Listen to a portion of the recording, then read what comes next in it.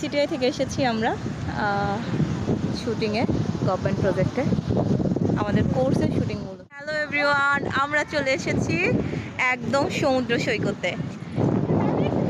আজকে হচ্ছে আমাদের শুটিংয়ের ফার্স্ট ডে, কালকেও শুটিং আছে। সারাদিন শুটিং করে এখন বিচে 50 জন এসেছি।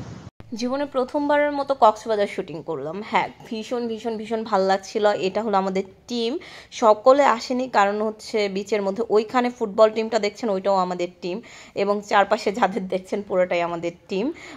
পেছনে রাফায়েল ছিল, এখানে শুটিং হচ্ছিল, অনেকে বসে বসে যাদের রাতে শুটিং তারা দেখছিল। এখানকার শুটিং শেষে আমরা কক্সবাজার সাংস্কৃতিক সংসদে যাই, সেখানে মানে শিল্পকলাতে, সেখানেও আমাদের ক্রিমসন আরেকটা প্রজেক্টের শুটিং হয়।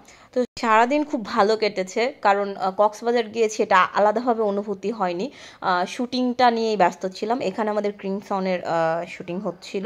তো সব মিলে আলহামদুলিল্লাহ। তারপর আমরা পরের দিন ব্যাক করি, পরের দিনও আমাদের কাজ ছিল। সবাই ভালো থাকবে।